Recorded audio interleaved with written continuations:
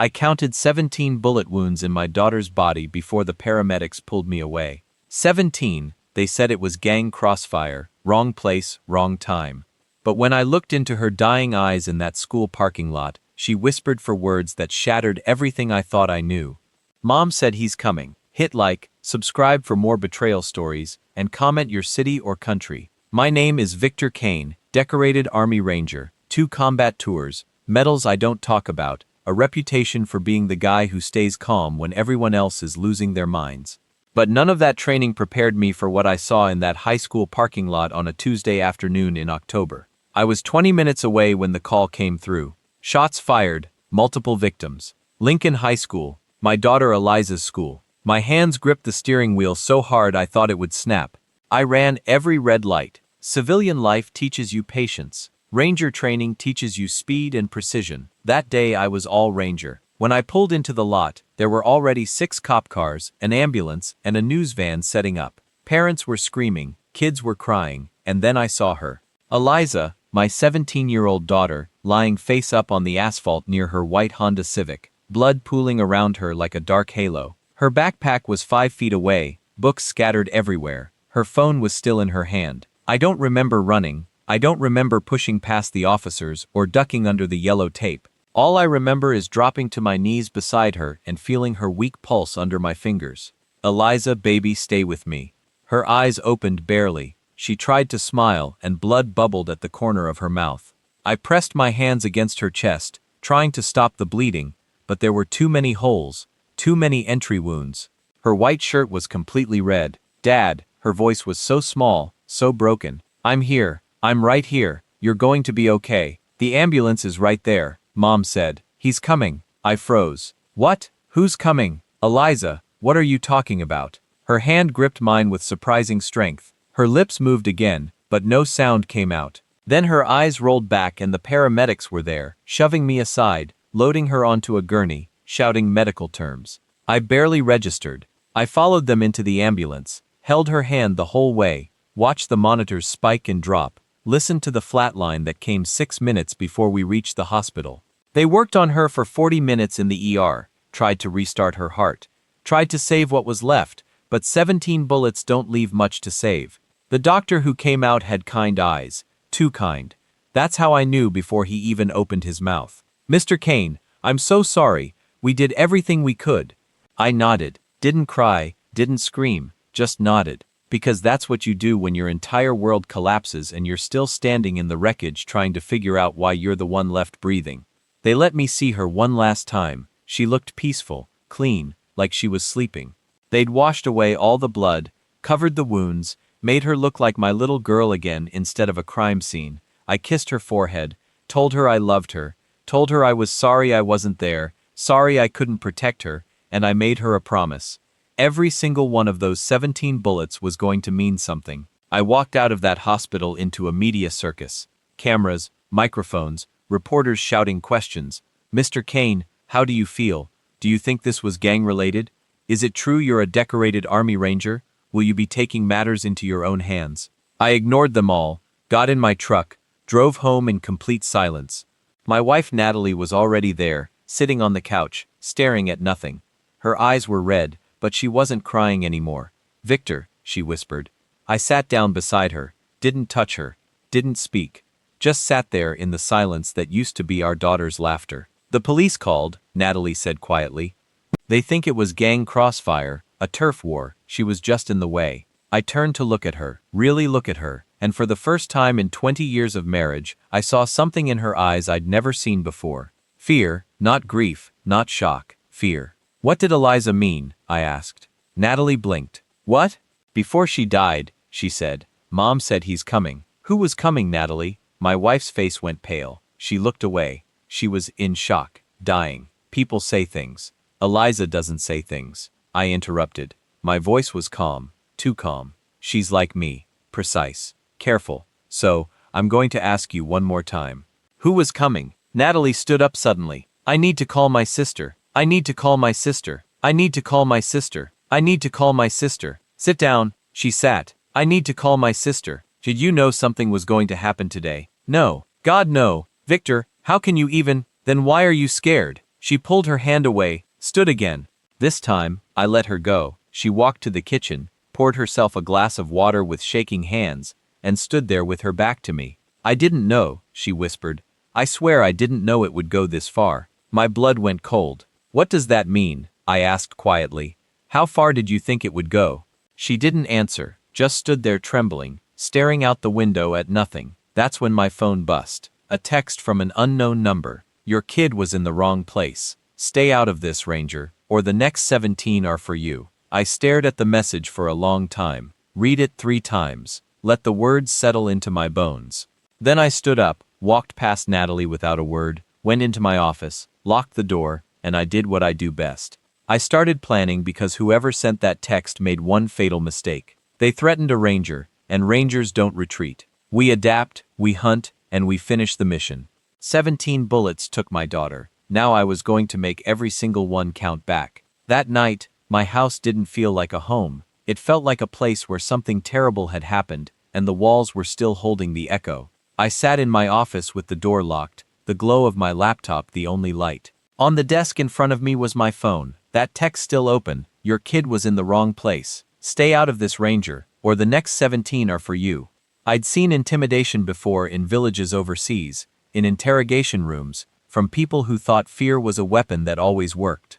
This one was different. It wasn't empty. It was specific. It knew exactly who I was. Ranger. They weren't talking to a grieving father. They were talking to a train problem. I copied the number down on a yellow sticky note in block letters, the way I'd been trained to log intel. Date, time, number, words, emotion, none. Feelings could come later. Right now, I needed clarity. There was a soft knock at the office door. Victor, the detectives are here. Natalie's voice floated through the wood. Flat, distant. I unlocked the door and stepped into the hallway. 2 plainclothes detectives stood in the entryway, badges on their belts, eyes already scanning everything. The taller one stepped forward, hand out. Mr. Kane, I'm Detective Colin Reyes. This is Detective Brooke Turner. We're very sorry about your daughter. I shook their hands. Firm, not aggressive. Old habit, come in, I said. You want to sit at the table? We sat at the dining table that still had one chair pulled back where Eliza used to drop her backpack. Colin opened a small notebook. Brooke let her eyes rest on me in that way cops do when they're measuring you. We know this is fresh, Colin said, but time matters. Anything you remember about today, this week, any threats, strange behavior, it helps. I nodded, walked them through the call, the drive, the parking lot, the ambulance, the hospital. Not in graphic detail, just enough. When I got to Eliza's last words, I paused. She said, Mom said he's coming, I told them. Both their heads lifted at the same time. Mom, Brooke glanced at Natalie. Mrs. Kane, any idea who she could have meant? Natalie's fingers twisted around each other on the table. No, I don't. Eliza and I talked about normal stuff.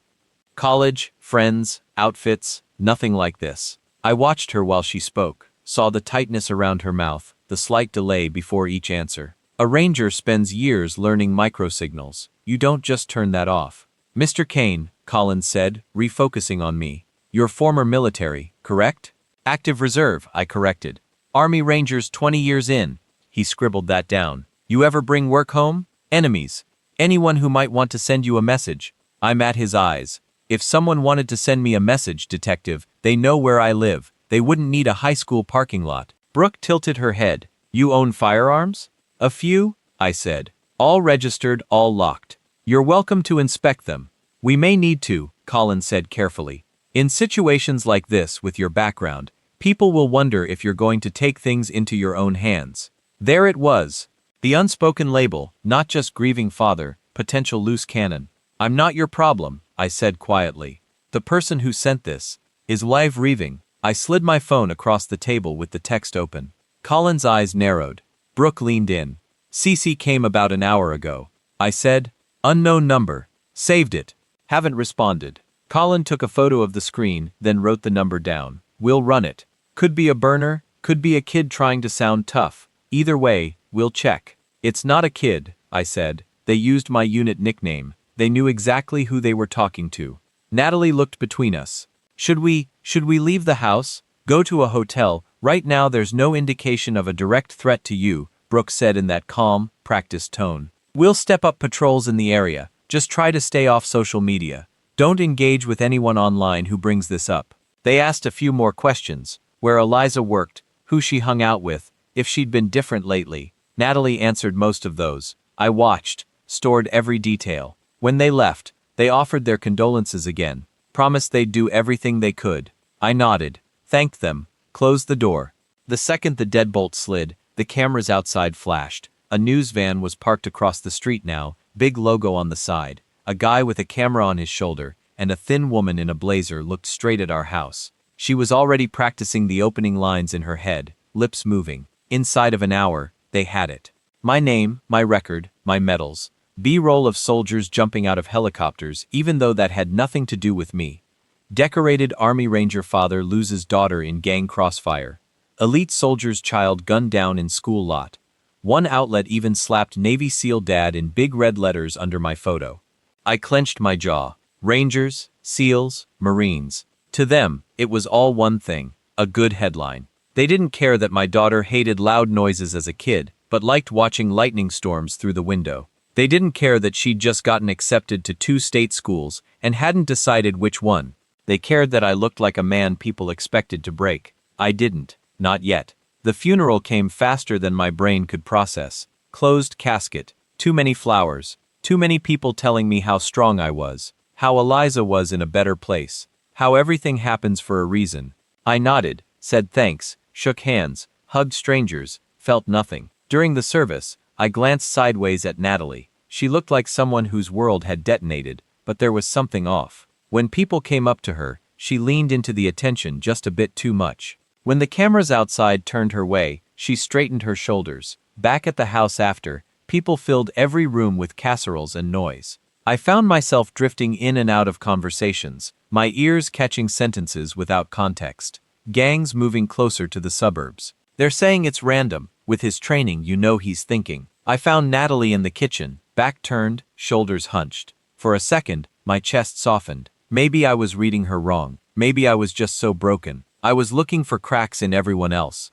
Then I saw her phone screen reflected in the microwave door, a messaging app, a chat window, a name saved only as numbers, fingers moving fast, deleting something, rewriting. She felt me behind her and locked the screen before she turned. I'm just thanking people, she said quickly, for coming for the flowers. I didn't say anything, I replied. We stood there in the kind of silence that's heavier than any argument. Eventually, she brushed past me with a plate of food and disappeared into another room, smile already plastered on for whoever she'd be talking to next. That night, the house finally emptied. People left with promises to check in. The door shut, the quiet dropped like a stone. Natalie went to bed early, said she needed to sleep or fall apart. I told her I'd be in soon. Instead, I went back to my office and powered up the computer. We had a family cell plan, one account, multiple lines, one login. I pulled up the carrier website and signed in. My line, Natalie's line, Eliza's line. My stomach tightened as the call logs loaded. Rows and rows of numbers, dates, times. I filtered by Natalie's number, strolled to the last 30 days. There it was. The same number that had texted me over and over. Late nights, early mornings, 15-minute calls, half-hour calls, almost every day for the last 3 weeks before the shooting. I copied it onto a fresh sticky note. Same digits as the one from the threatening text. Same exact sequence, not random, not a one-off. Next, I pulled up Eliza's logs. Most of it was boring teen life. Friends, group chats, short bursts of calls. Then, 3 days before she died, a missed call from that same number. No duration, just one attempt. My chest felt tight. Now, Eliza's last words made a different kind of sense. Mom said he's coming. Whoever he was, he'd been in my house for weeks. In my wife's pocket, calling her phone, invisible and constant. And when my daughter died in that parking lot, he had my number too. I stared at the twin sticky notes on my desk. Same number written twice in my block handwriting. One labeled threat text, the other labeled Natalie call log. The overlap wasn't coincidence. For the first time since the shooting, the grief in my chest made room for something else. A cold, clean anger. Not the wild, blind kind that makes you swing at anything near you, the focused kind, the kind that sharpens your vision. I picked up my phone. My thumb hovered over the keypad. I could have called the number right then, demanded answers. Let them hear exactly who they'd poked. Instead, I set the phone down. Rangers don't charge blind into unfamiliar buildings. We recon, we map, we learn the exits. I took a breath, opened a fresh document on my computer. At the top, I typed one word: enemies. Under it, I wrote the number. Then I added a second heading: unknown allies. I wasn't going to survive this alone, and if the police were already half looking at me as a suspect, I needed someone who knew how dirty things really got when gangs, schools, and scared parents mixed. My first piece of intel was clear. The man who ordered those 17 bullets wasn't a stranger from the street. He was someone my wife had been talking to almost every day, and whatever story she was telling me, it was only the surface. The weight of my daughter's last words and the call logs on my screen settled into something solid in my gut. Grief was a fog, but this was a map. Sleep was a liability. Food was fuel. Emotions were a luxury I'd afford later. Right now, there was only the mission. The Ranger switch had flipped. I went into the garage and pulled out a large whiteboard I used for project planning. I set it up in my locked office. At the top, in black marker, I wrote Eliza's last week. I drew 7 columns, one for each day. My objective was simple: build a complete pattern of life analysis. Who she saw, where she went, who she talked to. Every detail mattered. I started with her laptop, her school schedule, her part-time job shifts at a local bookstore, her social media. I was a ghost moving through her digital life, and every post, every photo felt like a fresh wound. But I pushed the pain down. I was looking for anomalies, for anything out of place. Her calendar was mostly normal: a quiz on Friday, a movie night with her friend Ruby on Saturday, a note on Tuesday, talk to mom about. The rest of the sentence was missing, as if she'd been interrupted. I circled it. Next, the phone logs. I cross-referenced the burner number that had called Natalie so many times. It had only called Eliza once, 3 days before she died. A single missed call. She hadn't called it back, but it proved one thing: they had tried to reach her directly. I needed more than just a number. I needed a name. I picked up my phone and dialed a number I hadn't called in 3 years. A guy I knew from my time in signals intelligence. He worked deep in the private sector now, doing things that were technically legal, but lived in the gray areas. Kane? His voice was surprised. Figured you were done with the fun stuff. I need a favor, Felix, I said, cutting straight to it. No questions asked. A burner number. I need to know what tower it pings. Who bought it? Anything you can get. I read him the digits. He was quiet for a moment. This is a ghost phone Vic prepaid. Bought with cash. Probably from a bodega. Untraceable? Nothing is untraceable, I said. I could almost hear him sigh. Okay, but this isn't free. The favor you'll owe me won't be small. I'll pay it, I said. Just give me something. He agreed. I hung up. One line of inquiry was in motion. Now for the next. Her best friend, Ruby. I drove to her house that afternoon. Her mom answered the door, eyes full of pity. Ruby was sitting in the living room, staring at her phone, scrolling through old pictures of her and Eliza. She looked up when I walked in, her face crumpling. Mr. Kane. I sat down across from her. Ruby, I know this is hard, but I need to ask you about Eliza's last week. Did she seem worried? Scared of anyone? Ruby shook her head, tears rolling down her cheeks. She was quiet more than usual. I asked her what was wrong, but she just brushed it off. Said it was family stuff. Family stuff. I leaned forward. What kind of family stuff? She hesitated, chewing on her lip. I don't want to get anyone in trouble. Ruby, my daughter is gone, I said, my voice low but steady. Trouble is already here. Anything you know could help me understand why she finally broke. The words came out in a rushed whisper. She told me your wife, her mom, was making her meet someone. A man. Eliza didn't want to go. She said he was creepy and that her mom was acting weird about it. She said she was afraid of him. My blood turned to ice. A man. Did she say his name? No, just that her mom knew him from a long time ago. Eliza told her she wouldn't meet him, and they had a huge fight about it last week. That's why she was so upset. She said she didn't want to get her mom in trouble. The piece fit. Talked to mom about the unfinished note on her calendar. She was trying to confront Natalie. I thanked Ruby and left, my mind racing. Natalie hadn't just been talking to a man. She'd been trying to force our daughter to meet him. A man Eliza was afraid of. When I got home, the house was empty. Natalie had left a note on the counter. Gone to my sister's. Need some space. Good. I needed it too. I went back to my office, back to the whiteboard. Under Tuesday's column, I wrote, "Fight with Natalie Ree, meeting creepy man." My phone buzzed. A text from Felix. Got a hit. It's a burner, like I said, but it's been pinging off a cell tower in the east side for weeks. The area is controlled by the Lobos gang. Veos for short. Nasty crew. Stay away from them. Vic Lobos. I knew the name. They were into trafficking, extortion, everything dirty.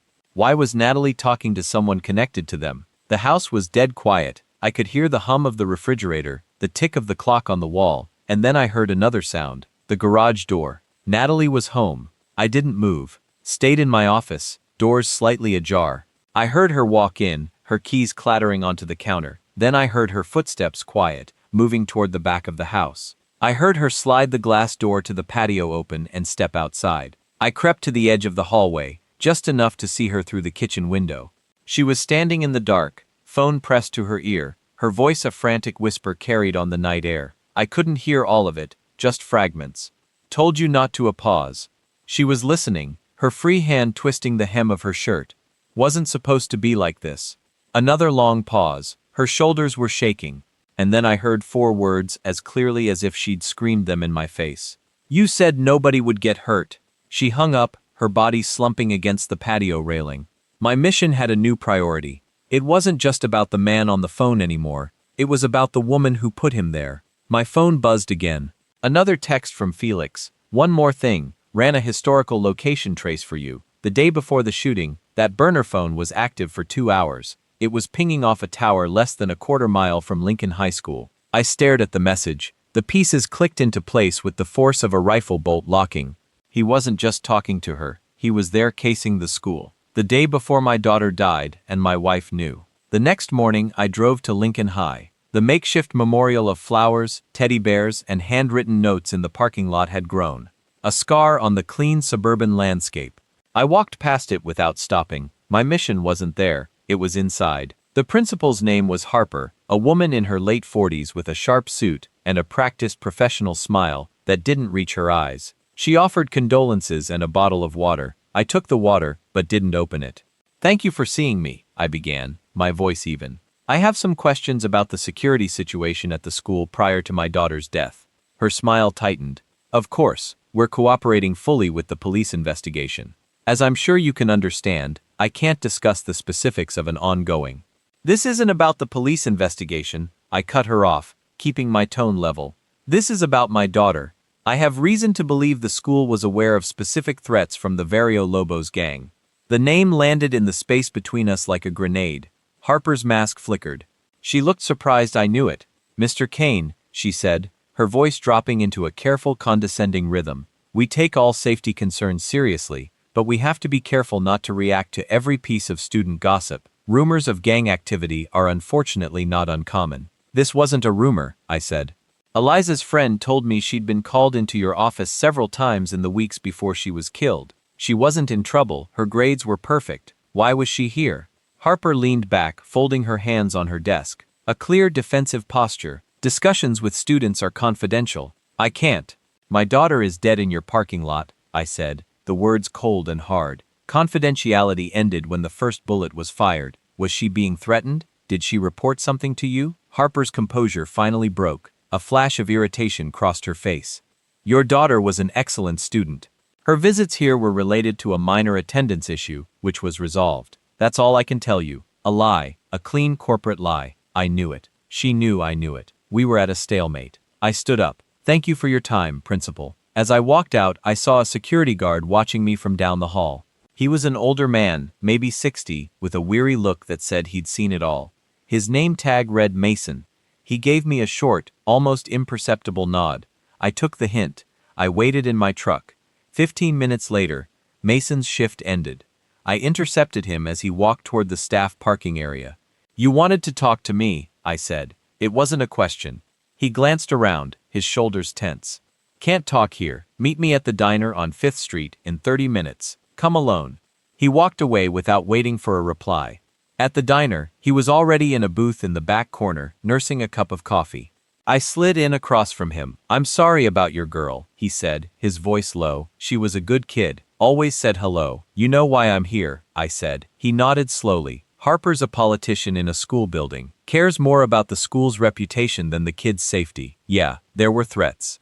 Been going on for months. What kind of threats? The VOs. They've been trying to recruit in the school, shaking kids down for money. We filed a dozen incident reports, but administration doesn't want the police involved officially. Bad for property values, they say. Bad for enrollment. My hands clenched under the table.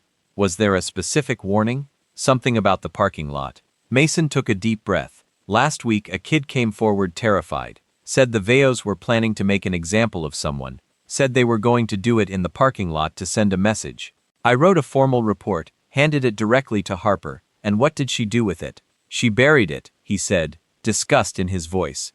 "Told me it was unsubstantiated chatter, and that we weren't going to cause a panic over nothing. She made me shred my copy." I felt a cold rage build inside me. They knew. They had a direct warning and they did nothing. Is there a digital copy? Anything on a server? There's supposed to be. Everything we write goes into the district server, but I'll bet you my pinch and it's already been accidentally deleted. He slid a piece of paper across the table. It was a case number. "That's the number for the report. Not that it'll do you any good now." I took the paper. "Why are you telling me this?" "Because I've got grandkids your daughter's age," he said, looking me straight in the eye, "and because I saw your face in that office. You're not the kind of man who lets go." When I tried to call Mason the next day to ask another question, his number was disconnected. I called the school to ask for him. The receptionist told me he'd taken an indefinite leave of absence for personal reasons. He was gone. The report was gone. The system was closing ranks. I went home to a house that felt colder than ever. Natalie was there arranging a vase of condolence flowers. She looked up, her expression a mix of anxiety and accusation. "Where have you been?" she asked. "People have been calling. That Detective Colin called again. I was at the school." Her face paled. "Victor, what are you doing? You need to stop this. You're scaring people. You're poking at things you don't understand." "I understand that my daughter is dead because the school ignored a direct threat," I shot back. "And I understand that you were getting calls from a burner phone connected to the gang that killed her. So, don't you dare tell me to stop. You're going to get someone else hurt," she cried, her voice rising. "Let the police handle it." "They think I'm a suspect," I said, my voice finally cracking with the pressure of it all. "They're watching me, waiting for the crazy ranger to go on a rampage. Meanwhile, the people responsible are erasing evidence, and you're arranging flowers." We stood in a toxic silence, the chasm between us wider than ever. I turned and walked away before I said something I couldn't take back. I went to Eliza's room. It was exactly as she'd left it. Her bed was unmade. A book lay face down on her nightstand. I sat on the edge of her bed, the grief hitting me like a physical blow. I was failing her in life and in death. Her tablet was on her desk. I picked it up, her flowery case cool against my skin. I powered it on, needing to see her face, even if it was just a wallpaper photo. As it lit up, I went to her photo gallery. Pictures of her and Ruby smiling. Selfies with stupid filters. A picture of me in my dress uniform with a heart drawn around my head. My thumb swiped and I found the recently deleted folder. My heart pounded. People delete things for a reason. There were only a few items, some blurry photos, a screenshot of a meme, and one other thing. It was a screenshot of a note. A note written in her own words, as if she was drafting a text she was too afraid to send. My blood ran cold as I read the text on the screen. "Mom, I'm telling you again, I'm not meeting him. He's dangerous. I don't care what he has on you. It's not worth it. Please, just tell Dad." The words on Eliza's tablet blurred for a second, then snapped back into focus. "He's dangerous. I don't care what he has on you. It's not worth it. Please just tell Dad. He has on you. Not us. Not our family. You." I set the tablet down like it was something that could explode. My hands were steady, but only because years of training taught them to be. Inside, every part of me was shaking. Natalie had always said we told each other everything. But my daughter had been begging her to tell me something, and she'd chosen silence.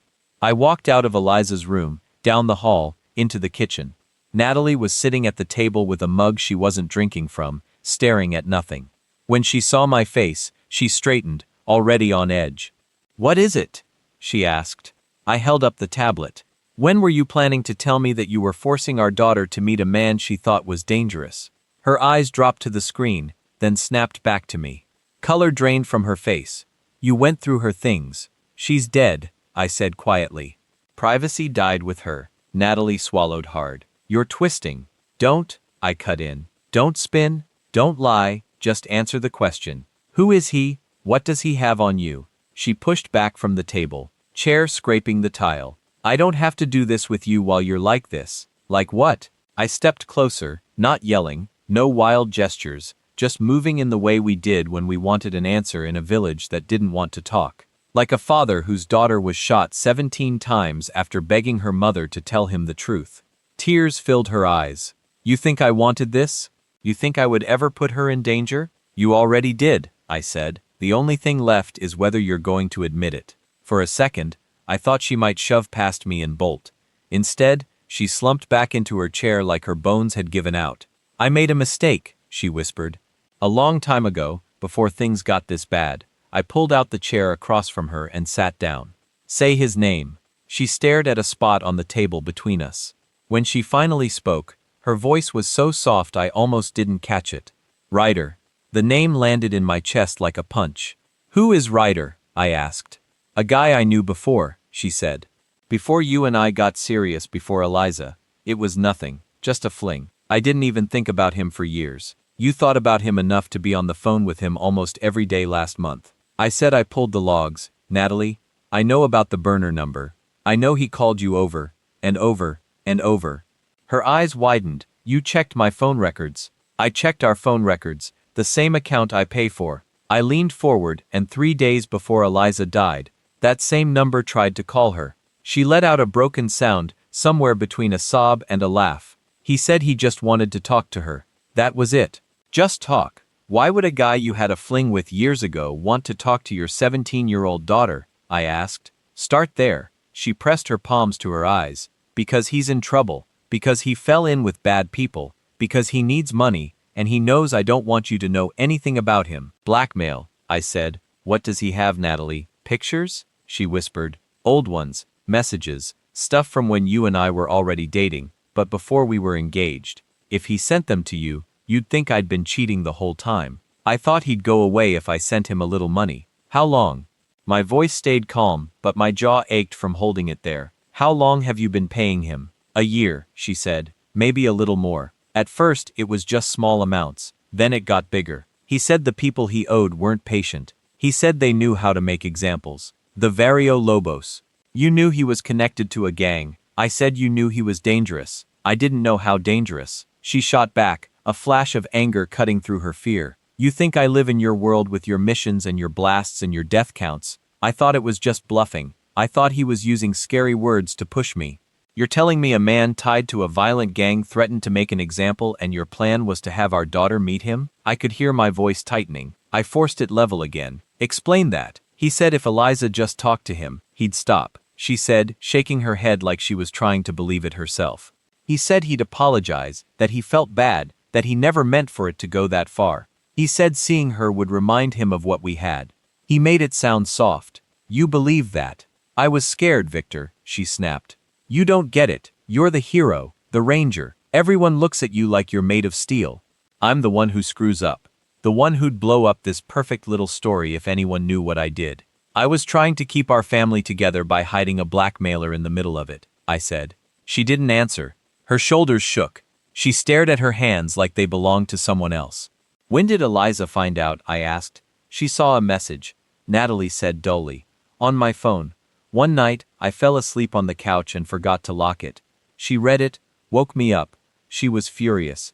She said I was putting us all in danger. She told me to tell you, but you didn't. I was going to, she said. I swear I was. I just kept waiting for a better moment, for the right time, for when you weren't already stressed or tired or on edge. There's never a right time to tell your husband you lied to him for a year. So instead, you tried to send our daughter to patch things up with a gang-connected ex. I said flatly. I canceled it, she said quickly, desperate now. I called him back. I told him I'd changed my mind. I told him Eliza wasn't coming. We fought about it. He said I'd regret it, that he was done playing nice. That was the last time we talked before 17 bullets in a school parking lot.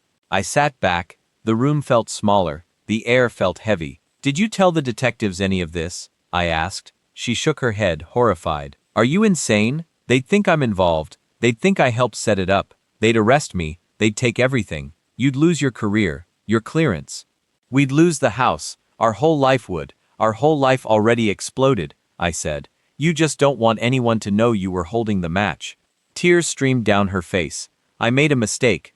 No, I said quietly. You made a series of choices. You chose not to tell me. You chose to keep paying him. You chose to involve our daughter, and now she's dead. She covered her ears like she could block the words. I stood up. I couldn't look at her anymore. I went back to my office, shut the door, and leaned against it. My heart pounded, not with panic, but with something colder. Ryder, a name now, not just a number. A man who'd used my wife's fear, my daughter's goodness, and my absence to wedge himself into my family. My phone buzzed on the desk. Unknown number. A new text slid onto the screen. Stop digging, Ranger. Your daughter wasn't in the wrong place. She was the place. 1 bullet for every year you weren't watching. You want more messages? My hand tightened around the phone until the casing creaked. 17 bullets. Not crossfire, a message. Not to Natalie. To me, that text wasn't just a threat. It was a confession. 1 bullet for every year you weren't watching. This wasn't just about gang money or Natalie's affair anymore. This was personal. This was someone taunting a ranger, daring him to react. And they expected me to react like a grieving father, unstable, angry, violent. That was the trap. If I went after Ryder with a gun, I'd be in jail by sunset. My credibility destroyed, my wife's secrets buried forever. They were counting on my rage to finish what they started. I wasn't going to give them that satisfaction. I sat at my desk and took a deep breath, forcing my heart rate down. In the field, when the enemy expects a frontal assault, you flank. You use superior intelligence. You leverage assets they don't know you have. I picked up my phone and dialed Grant. Grant was a former Army buddy, intelligence officer turned federal investigator. He was quiet, meticulous, and owed me his life from a messy extraction in Afghanistan 6 years ago. Vic, he answered on the second ring. No pleasantries. He knew about Eliza. I need eyes. Grant, not on a battlefield here. Home front. Name Ryder. First name only for now. Chalk it. Connected to the Vario Lobos gang. But he's not just a street soldier. He's smart enough to use blackmail, burner phones, and shell companies. I need everything. Financials, associates, prior convictions. This the got. Grant's voice was grim. He's the guy. Understood. Give me 24 hours. I don't have 24 hours, Grant. He's texting me, taunting me. He thinks I'm going to snap. Then don't, Grant said sharply. Hold the line. I'll get you the ammo. You just decide where to aim. I hung up. Phase 1 complete. Now for the legal flank. I drove downtown to the district attorney's office. I didn't have an appointment, but my uniform, even just the pin on my lapel, usually opened doors. I asked for the ADA handling gang violence cases. They sent me to Quinn. Quinn was young, maybe early 30s, with sharp eyes and a desk buried under files. She looked up when I walked in, surprised. Mr. Kane, I didn't expect to see you here. I have information relevant to my daughter's murder, I said, closing the door behind me. Information the police don't have yet. She put down her pen. Sit down. I laid it out for her. Not everything. I kept Natalie's name out of the direct line of fire for now, but enough. The threats, the school's negligence, the specific targeting, the text messages I received. This changes things, Quinn said, leaning back. If they targeted her specifically, it's not second degree or manslaughter. It's premeditated first-degree murder conspiracy. Maybe even federal racketeering charges if we can link it to the gang's leadership. I can link it, I said. I have a name, Ryder. Her eyes narrowed. Ryder as in Ryder Vance. You know him? We've been trying to pin him down for 2 years, she said, frustration leaking into her voice. He's slippery. Does the finances for the Lobos, never gets his hands dirty. Always has an alibi. If he's the one behind this, he is. We need proof, Mr. Kane. Hard evidence, not just text from a burner phone. We need a link between him and the shooter. I'm working on that, I said. Quinn studied me for a long moment. Be careful. A man like Ryder Vance has lawyers who cost more than my annual salary. If you go rogue, if you tamper with anything, you'll hand him a get-out-of-jail-free card. Let me build the case. I'm not going rogue, I said, standing up. I'm just gathering intel. Mr. Kane, she said as I reached for the door. One more thing. If we go after Vance, everything comes out. Everything. Your family's life will be dissected in open court. Are you ready for that? I thought of Natalie crying in the kitchen. I thought of Eliza's face in the morgue. I have nothing left to hide, I lied. I left her office feeling heavier but focused. Ryder Vance. Now I had a full name. That night, Grant called back. You were right, he said. Vance is cleaner than a whistle on paper. Real estate consultant. But I found a thread. He's got a shell company, Vantage Holdings. It receives monthly payments from about 50 different accounts, small amounts, consultancies, fees, blackmail. I said, looks like it. And Vic, one of those accounts is tied to a joint checking account under the name Natalie Kane. I closed my eyes. Hearing it from Grant made it real in a way Natalie's confession hadn't. How much? I asked. Total over 15,000 in the last year, but there's a spike last month. A big transfer. 5 grand. Looks like a payoff. Send me the file. Vic. Grant's voice softened. If your wife is funding this guy, she's not just a victim. She's a material witness, maybe an accomplice. I know, you turn this over, you destroy her too. She destroyed herself when she paid him. I said, my voice hollow. Just send the file. The email pinged a moment later. I opened it. Bank statements, transfer dates, and one more thing Grant had dug up. Surveillance footage. It was grainy, taken from an ATM camera near the school 3 days before the shooting. It showed a black sedan idling. A woman got out. Natalie. She walked over to a man leaning against a wall. Ryder Vance. I recognized him from the mugshot Quinn had shown me. They weren't fighting, they were talking. Close. Intimate. He touched her arm. She didn't pull away. Then he handed her something. A small envelope. She put it in her purse, got back in her car, and drove off. I stared at the screen. Natalie had said she tried to cancel the meeting. Said she fought with him. Said she was scared. The video didn't look like fear. It looked like a deal. My phone buzzed again. Quinn. Mr. Kane. I just got access to some security footage from a business across the street from the school. You need to come in tomorrow. There's something you need to see. I looked from Quinn's text to the freeze frame of my wife and her blackmailer. The trap wasn't just set for me. It was set for all of us. And the walls were closing in fast. The next morning, the headlines weren't just headlines anymore. They were accusations. Ranger's daughter murder, gang war, or family secret. The photo they ran wasn't the nice school portrait of Eliza. It was a picture of me in uniform, looking stony-faced at a deployment ceremony years ago. Next to it, a picture of Natalie looking glamorous at a charity event. We looked like two people living in different worlds. And we were. I drove to Quinn's office with the file Grant sent me burning a hole in the passenger seat. The streets felt different. People in other cars stared. I was public property now. The grieving father, the soldier, the story. Quinn didn't waste time. She spun her monitor around. This is from a bodega across the street from the school, she said. 3 days before the shooting, I watched. It was the same day as the ATM footage Grant found, but a few hours later, I saw Ryder Vance's black sedan pull up. He got out. He wasn't alone. 2 younger guys, clearly street soldiers, got out with him. They pointed at the school parking lot. Ryder gestured, sweeping his hand across the area where Eliza parked her car every day. He wasn't just casing the school, he was planning lines of fire. This proves premeditation, Quinn said, tapping the screen. He was setting up a kill zone, but look who he's talking to. I squinted. A 4th person stepped into the frame. It wasn't Natalie, it was a man in a cheap suit. He looked nervous, checking his watch. He handed Ryder a folder, shook his hand quickly, and hurried away. Who is that? I asked. We identified him this morning, Quinn said grimly. That's Blake Miller, a defense attorney. He represents half the Lobos gang members when they get picked up. Why is a lawyer meeting a gang leader at a high school? That's the question, Quinn said. Unless, she hesitated, unless he was delivering intel. My stomach turned. Intel on what? On a target, she said softly. I looked at the folder in Blake Miller's hand on the screen. It was thin, blue, like the school student files.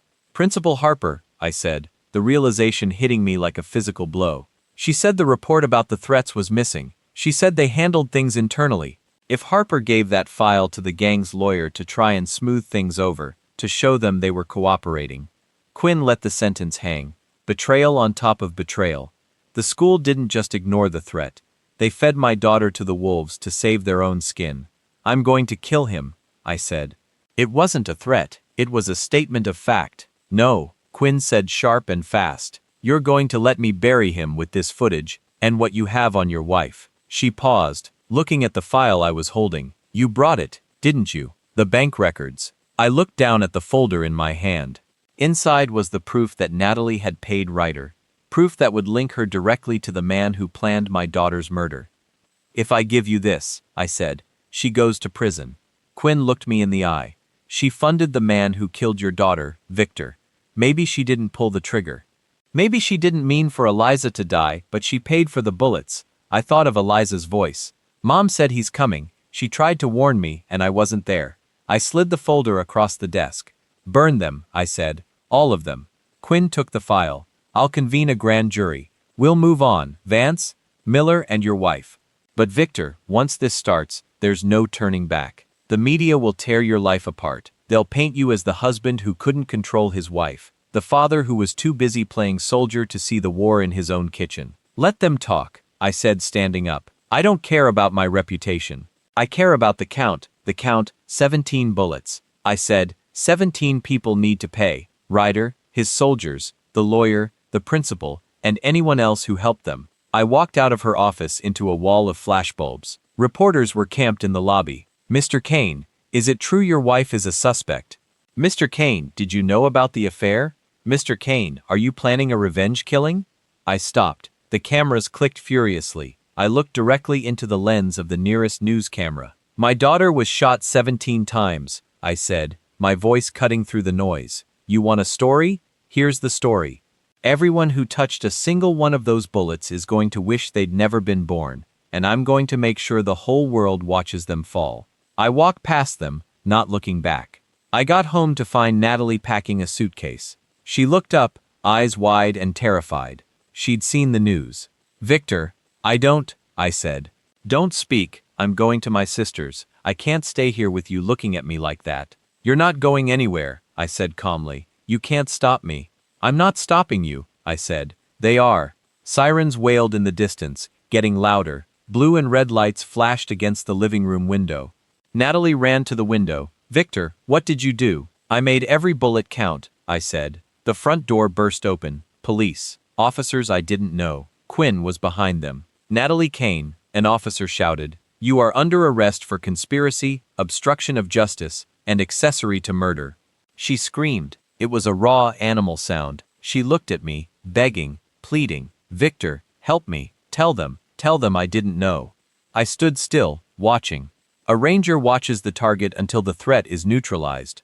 You knew he was coming, I said softly as they cuffed her hands behind her back. And you didn't tell me. They dragged her out. The house fell silent again, but it wasn't over, not yet.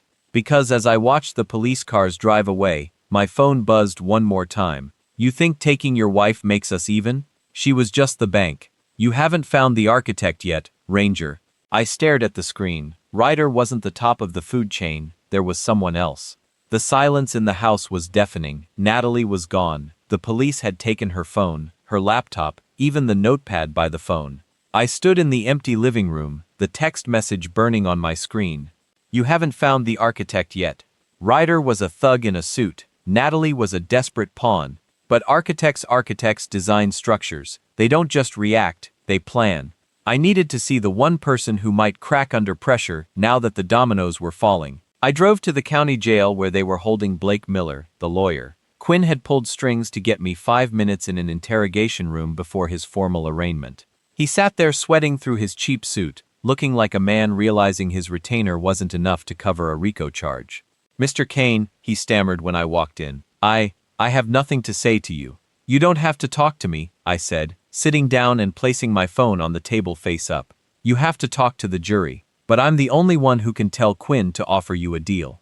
A deal? He laughed nervously. For what? Accessory to murder. I'm done. You delivered a file to Ryder, I said. School records. You gave him the layout. You gave him the target. I was just passing information. He squeaked. Ryder said he needed leverage on the principal. I didn't know he was going to shoot the place up. Who told you to get the file? I asked. He froze. His eyes darted to the mirror on the wall. Ryder asked for it. He said too quickly. Ryder is a gangbanger who plays real estate. I said he doesn't know how to navigate school board privacy laws to get a sealed file. Someone told you where to look. Someone told you which file to grab. Blake swallowed hard. If I tell you I'm dead, he's got reach inside and I've got reach everywhere else. I leaned in. Give me the name and I'll make sure you get federal protection. Keep quiet and I'll make sure you end up in the same cell block as the Vagos you failed. He trembled. Tears leaked from his eyes. He leaned forward, whispering so low the microphone barely caught it. It wasn't Ryder, he hissed. Ryder takes orders too. The file, the request. It came from the judge. My mind stopped. What judge? Judge Sterling, Blake whispered. The one who signs all the warrants for the gang task force. The one who's running for district attorney next year. The world tilted. Judge Sterling. A pillar of the community. A man I'd shaken hands with at charity dinners. A man who claimed to be tough on crime. Why? I asked. Why would a judge help a gang kill a kid? He didn't want the kid dead, Blake cried. He wanted a crisis. He needed a gang war to scare the suburbs, to make people vote for the law and order candidate. He told Ryder to make a scene, shoot up some cars, scare the parents. But they killed my daughter. Ryder's guys are idiots, Blake spat. They got trigger happy. They saw your girl. They knew she was the Reers's kid. They thought it would be a bigger message. Sterling was furious. He's been trying to clean it up ever since. I stood up. The air fell thin. My daughter wasn't just a victim of a gang. She wasn't just a victim of her mother's secrets. She was a campaign prop, collateral damage in a politician's career plan. Sterling, I said, testing the name. It tasted like ash. I walked out of the room. Quinn was waiting in the hallway looking pale. She'd heard it all through the glass. Victor, she said, her voice shaking. Sterling is. He's untouchable. He's my boss's boss. He signs my paychecks. If we go after him, I looked at her. You don't have to do anything. This is my mission now. No, she said, straightening up. I took an oath. But we need more than a scared lawyer's word. Sterling covers his tracks. We need physical proof connecting him to Ryder. I know where to get it. I said I remembered Natalie's confession. He said he had pictures, messages, stuff from before. Ryder was a blackmailer. That was his trade. He wouldn't work for a judge without insurance. Natalie, I said. She said Ryder had a stash. Evidence he used to control people. If he had dirt on my wife, he definitely has dirt on Sterling. I had to visit my wife in jail. Seeing her in an orange jumpsuit behind glass broke whatever was left of my heart. She looked small, defeated. Victor, she sobbed into the phone. I'm so sorry. Where does Ryder keep his insurance? I asked. The blackmail files. Where are they? She wiped her eyes. He has a safe, in the basement of that old warehouse on 4th Street, the one his shell company owns. He bragged about it once, said it was his retirement fund. Thank you, I said. I started to hang up. Victor, she cried. Will you? Will you ever forgive me? I looked at her. Really? Looked at her. Forgiveness is for God, I said. I'm just the delivery guy. I walked out. I texted Grant. Warehouse on 4th, Vigo's territory. I'm going in. Grant texted back immediately. Don't do it alone. I'm 10 minutes out. Don't be late, I typed. I checked the pistol in my glove box. Checked the extra mag. The Ranger switch was fully flipped now. There was no going back. The judge, the gang, the lawyer, they were all part of the same rot. And I was the surgery. The warehouse on 4th sat like a dead tooth in the middle of Vigo's territory. Boarded windows, rusted doors, no cameras, at least none visible. But the street knew it. People on the sidewalk kept their heads down as I parked a block away and waited. Grant pulled up in an unmarked sedan, another agent in the passenger seat. He stepped out, bulletproof vest visible under his jacket. You weren't kidding, he said. Place screams. Bad decisions happen here. You bring a warrant? I asked. He smirked. You brought a gun. I brought paperwork. We all have our roles. 2 more unmarked cars rolled up. Federal agents, not local cops. Grant flashed a folder at me. Signed by a judge not running for DA. He said, we have probable cause for financial crimes and conspiracy. If we find blackmail files, that's a bonus. The front door had a new padlock. The agent with the battering ram handled that in one hit. Metal screeched. The door flew inward. We went in stacked. Weapons drawn. Flashlights cutting through the dust. My pulse was steady, breathing slow. It felt like every raid I'd ever run. Except this time, the battlefield was a place my daughter might have driven past 100 times. Clear! One agent called from the right side. Clear! Another from the stairs. The basement entrance was at the back behind a fake wall panel.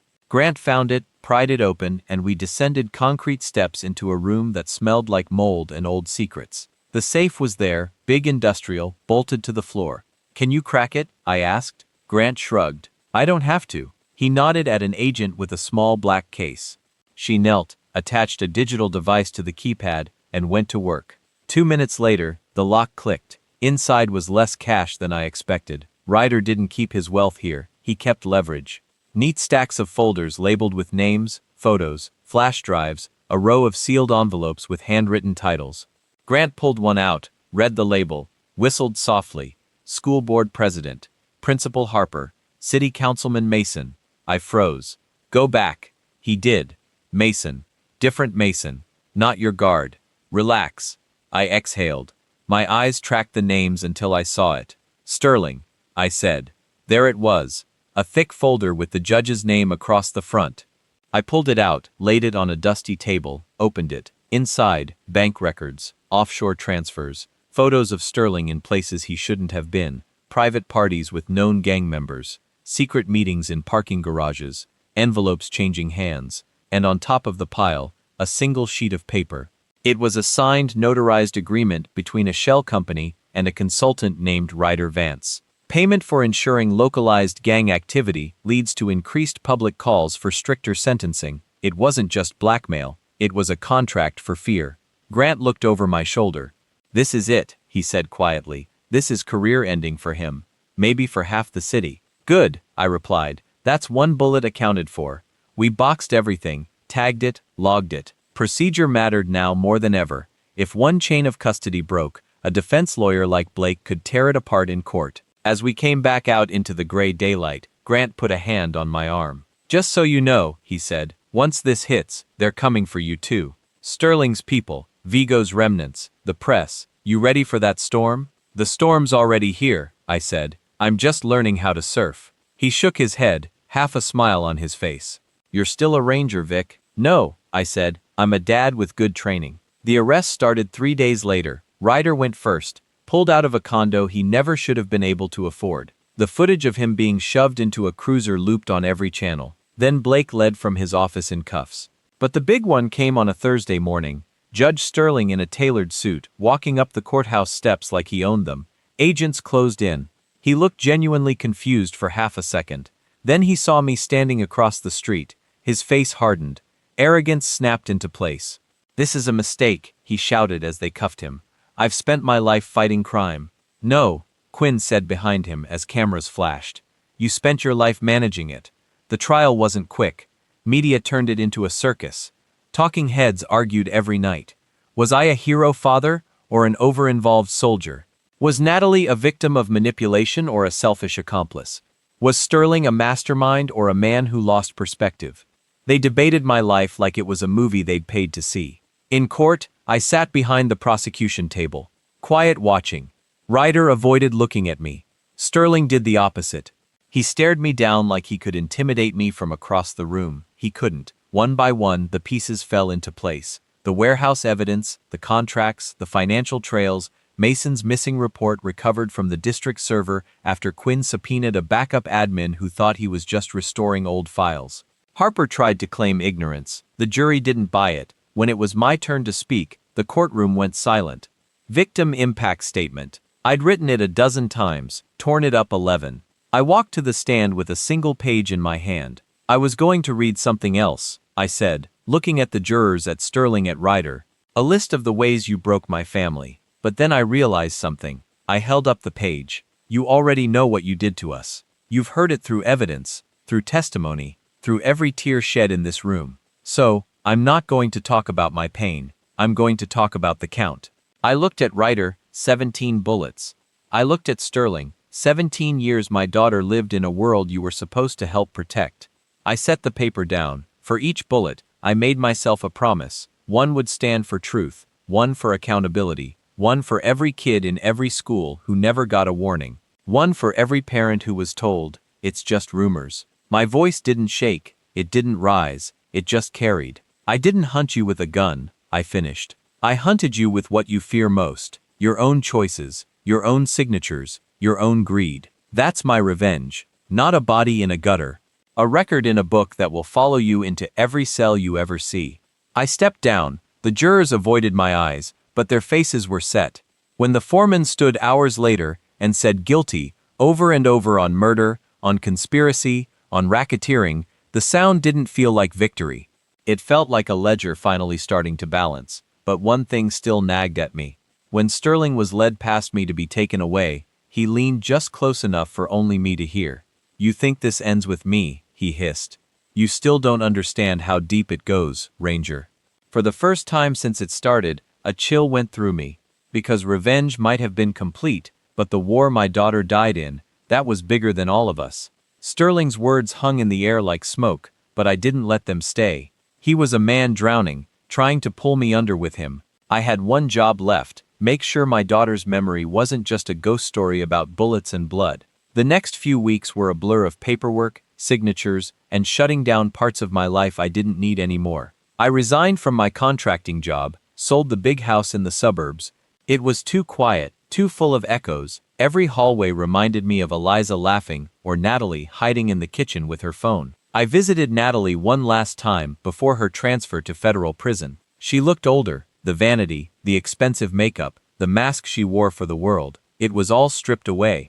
We sat across from each other in a small, sterile room. No glass this time, just a guard by the door.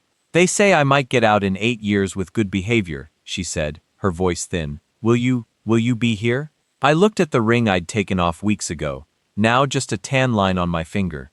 "I'll make sure you have what you need," I said. "Money for the commissary, a lawyer for appeals if there's grounds. But will I be here? Waiting?" She started to cry silently. "Natalie, you didn't just make a mistake," I said softly. "You made a trade, our family's safety for your secret. I can't build a life on that ground again. The foundation is gone," she nodded, accepting the truth she'd known since the handcuffs clicked. "I'm sorry," she whispered. "For everything." "I know," I said, and I meant it. But sorrow doesn't reverse time. I walked out of that prison and didn't look back. I moved into a smaller place near the city, closer to the community center where Eliza used to volunteer. The settlement money from the lawsuit against the school district was substantial. I didn't touch a dime for myself. Every cent went into the Eliza Kane Foundation. But it wasn't just a name on a check. I showed up every day. I started a program called The Shield. It wasn't about fighting, it was about awareness. I taught kids, good kids stuck in bad neighborhoods, how to spot danger, how to recognize grooming, how to understand digital footprints so they wouldn't get trapped by blackmailers like Ryder. I taught them discipline, focus, the things the army taught me, but without the weapon in hand. One afternoon about 6 months later, I was locking up the center. The sun was going down, throwing long orange shadows across the pavement. A young boy, maybe 14 years old, stood waiting by the gate, thin, nervous, wearing a hoodie several sizes too big for him. "Mr. Kane." "Yeah, son, what's going on?" I saw you on the news," he mumbled, "about your daughter and the judge." "Yeah, my brother, he's been running with some guys. They told me I had to hold a package for them, or they'd hurt my mom." I crouched down to his eye level. I could see the fear sitting in his eyes, the same fear Eliza must have felt once, the same fear Natalie had buried behind so many lies. "What's your name?" I asked. "Leo." "Okay, Leo. What you just did, telling someone, that was the bravest thing you could have done today." I pulled out my phone, not to call the police, not yet. I called Grant instead. "I've got a situation," I told him. "I need a safe house for a family tonight." Grant didn't hesitate for a second. I put my hand on Leo's shoulder. "You're not holding anything for anyone. You're coming with me. We're going to get your mother, and we're going to fix this, one step at a time." Leo looked up at me, his eyes filling with tears. "Why? Why would you even help us?" I reached into my pocket and pulled out a small, worn object. It wasn't a bullet. It was a silver coin, one of 17 that Eliza herself had once had minted. On one side were her initials, on the other, a single word, guard. "Because 17 bullets took everything from me," I said quietly, "and I promised myself I'd make every single one of them count for something in return. Saving you, that's bullet number 18. He didn't fully understand what I meant, but he nodded anyway. He trusted me. That night, driving Leo and his mother toward safety, watching the city lights blur past the window, something became clear to me. Sterling had been wrong. It didn't end with him. But it also didn't continue the way he had believed it would either. The corruption, the gangs, the fear, all of that would always exist somewhere. But so would we, the fathers, the protectors, the people who simply refused to look the other way. I parked the truck and looked up at the stars. Somewhere beyond all that noise and pain, I hoped Eliza could see this moment, not the revenge, not the courtroom battles, but this, a child safe in the back seat because her father had finally learned that the strongest weapon a person can carry isn't a rifle, it's the truth. And for the first time in a long while, the silence around me didn't feel heavy anymore. It felt peaceful.